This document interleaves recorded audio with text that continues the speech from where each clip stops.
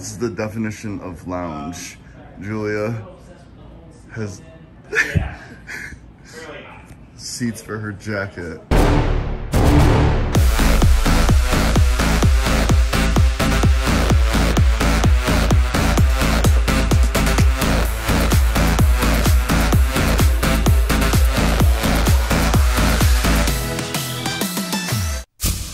So before we got our meal, we had to get our steps in. So we literally walked from Mandalay Bay all the way to the Bellagio. That means by Michael Jackson, the Luxor, this weird but kind of cool aqua massage thing that we did not do. New York, New York. Inside of it, the Hello Kitty Cafe, that was awesome. Aria, the Chandelier Bar in the Cosmopolitan. And then finally, we got to the Bellagio, about an hour and a half later. I just want to have a snack. We have about an hour before dinner. Get a snack, get a glass of wine, and I meet a pro golfer, and I'm like, yo. Most amateur golfers, usually they hit the ball right and it slices right. That's the typical miss for him. So are you saying it's all about the grip? The grip is the most important thing. He was super outgoing and talkative, so I'm like, I gotta take advantage of this. I gotta capitalize, because P-Man is starting to learn how to play golf. What better than get some tips from the pros? He doesn't know, but we have to pull him away from this pro golfer. I was like mid-stroke, and I'm like, damn. So we hit up Spago. This place is like bougie on such another level. I didn't even know it's another Wolfgang Puck thing. I think this stuff is all like bells and whistles and all sorts of stuff. I'm like, we're here and we gotta appreciate this. I totally appreciate the hospitality. I'm just saying, like, I'm a cheap date, but a seafood tower, sure, I'll eat it, and I did. And I'll tell you what, real crab is amazing. Lobster, seafood, felt a little healthy too. Kind of felt nice, eating something fresh, never frozen, except it was on ice. Julia ate the oysters, also chose the wine, and the Salmonier was giving her tastings. I did get slightly startled by the water jets. My knees are popping right now. I'm like, I'm sorry. Come on. I grew up in a rough area in Rochester, New York. Beautiful in the day, but wow, look at them at night. Celine Dion and water. That's all I need. JP and I ordered something to share, a very large piece of meat. This is beautiful. This meat, A grade, grade A, prime cut, Kobe. No, it's not Kobe. Wagyu, probably not Wagyu. Prime, dry aged, probably not dry aged. I don't know. And then Ellie Goat. Look at that cheese pull. We gotta make that on the channel. The world's largest cheese pull from a potato. Who wants to see that? Let us know in the comments. Then we got some arugula, some prosciutto, some cheese, some little appetizers. Schnitzel. Yeah, schnitzel. Actually, that looked like a good schnitzel. It was huge. It was huge. It's huge. And then there's this big chocolate ball that comes out. Inside, ice cream is revealed when you pour a hot chocolate on top. We got more cheesecake, we got more chocolate cake, and then they drizzled something on that chocolate cake. I was like, I don't know what the hell that's about, but I want it.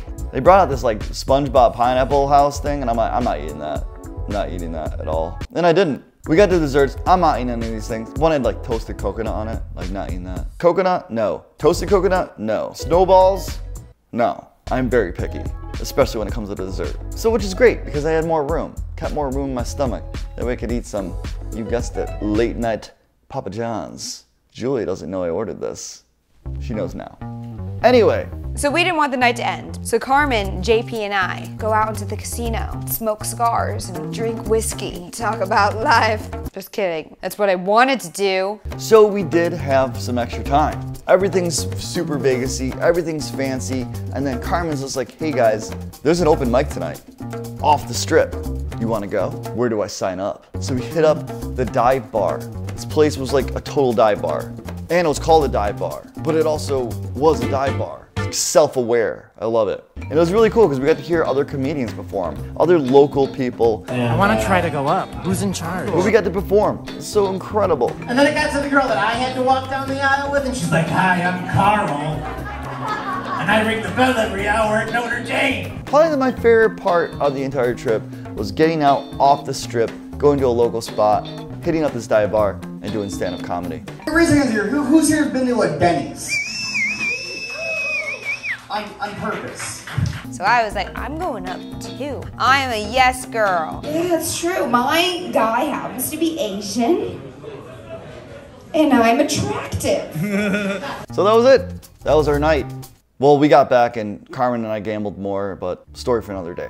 Boom, it's tomorrow. And we're heading to a French restaurant. Off the strip, a local La Café Duval French bakery. We go in, it is an authentic French bakery. They even ran out of all the almond croissants. We ordered food to go because we're on our way somewhere. But before we went, we wanted to get a good look at all that food. Oh my gosh, these baked goods look so refined.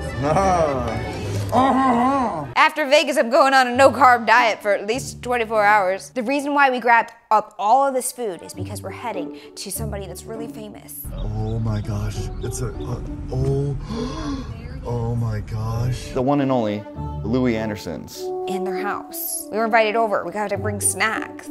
I am freaking out internally. I am like, I'm about to meet a legend in the flesh. Julia, I'm so nervous, I have to pee. And I'm just like, oh my God, why am I wearing this t-shirt? But it doesn't matter because he was wearing like some Star Wars t-shirt, so it's all good. Louis is actually like a huge fan of our content. He like loves healthy junk food. He loves the Elevator restaurant. He's just a huge supportive person now. He just said, listen, you guys have great chemistry. He wants us to have a successful show. So we basically were there eating our food and just kind of having lunch with Louis Anderson, grabbing his Emmys. Thank you. Thank you so much. You're welcome. Thanks. And talking about how we can turn what we created on YouTube into a live show. It was the most incredible experience, just an honor, absolute honor. Go to healthy junk food, you know me. Wow, you are eating salad though, that's pretty good. I am. It was just so much to take in, and it all happened really quick, all at once, and before we knew it, we were on our way. And the day's not even close to being over. But we found out there's a Fat Burger there, and we've never been to one before, so we had to go there for a separate video. Fat Burger is not in Florida. We want to do like you eat all these burgers and compare them, but we got to compare Fat Burger. It's got to be on the list. So luckily, we had enough time to eat more food, and that'll be for a video for another day. I'm not going to tell you what I thought about it here. That's silly. Okay, now that we did that, we are feeling very, very full, and we're saving room now, not really, because we only have a few hours before we have to make dinner for the family, the Vegas family. So this is it. This is like the end of our adventure, and we got to end it the best way, and that is allowing JP and Julia to cook for the people that brought us out there. And of course, I chose my favorite dish, chicken French. So after eating all this food and all these adventures, it felt so good. We hit up a local grocery store, grabbed all the ingredients. So in a really quick format, she's gonna tell you right now how to make chicken French. And go. So this is how you make it. Cut the chicken, pound it out, put a pan together with flour and seasoning. Another one with egg and seasoning. Drink wine, cheers. Play with the dogs. Aw, you both will pee at the same time. Coat the chicken in flour, then into the egg, and into a hot skillet with oil. Flip, set aside. Now for the sauce. Butter, garlic, melt it. A little bit of pasta water, sherry, lemon juice, chicken stock. Bring the chicken back to the pan. Once it's cooked all the way, plate it with angel hair pasta. Grab the best looking piece of chicken. Dust on some Parmesan, parsley, lemon, and ladle on some additional sauce. Take a picture of it. Chicken French. All right, guys, here it is. Yay! So much good food, so many great people, and most importantly, gambling. I didn't lose any money, I swear. So we have an early flight tomorrow, which also means we have a little bit more opportunity to still eat food. And I'm sitting there at this last lounge and I'm like, I don't want to eat any of this food. I just need my Auntie Anne's. I said, hey guys, I'm gonna leave the lounge. I gotta hit up some Auntie Anne's, and I swear on my life, I literally got to Auntie Anne's while they're brushing the butter on the pretzel bites. I'm like, did I just time this perfectly? I got the freshest Auntie Anne's you'll ever have in your life. Oh my God, these are gonna be glorious. I even like the bags to come in. It's like wax paper.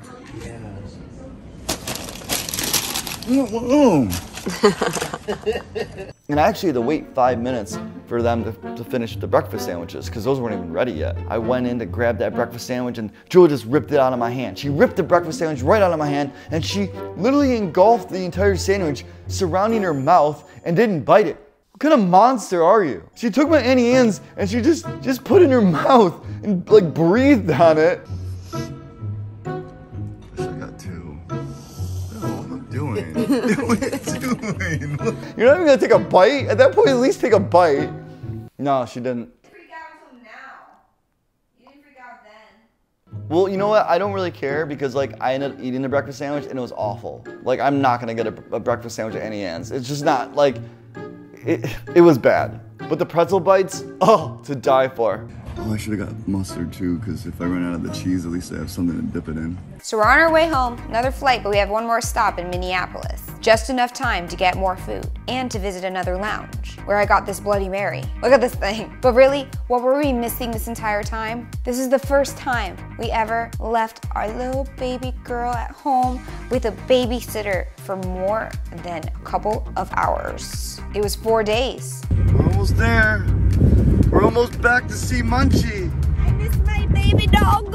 I wonder if Munchie's gonna miss us. Like Julia said, it's been almost 5 days that we haven't seen our little puppy Munchie. And I was like, damn, I'm getting kind of used to this. I'm getting kind of used to having no dog again. I kind of like it. But I miss her. Like, it's weird. It's like this unconditional thing in me saying like, do I miss the dog? And I do. I miss the dog. And it's been so long without the dog, then I'm like, well, does the dog miss me? Does it work that way? There's only one way to find out. So on the drive home, we're anticipating opening up that door and seeing that fuzzy little ball of dog come rushing to our side, throwing all of her love our way. And the minute the door opened, she went right towards Julia. Hey. Oh, oh, that's what you remember. And I was like, f you. I'm kidding. We lock eyes right away. Little Munchie Doodle runs up and puts her little paws up on our shoulders and she's so excited to see us. I'm pretty sure she was. It seemed like she was. Maybe she acts like that to everyone though. But after she was done loving Julia, I kind of was just like, hey little guy, I mean girl. And at that moment, my heart just freaking sunk. She lunged at me. I think she might have like 3 humps too. I've never been loved that much in my life. I mean, come on, I've been put up for adoption, so I gotta deal with that.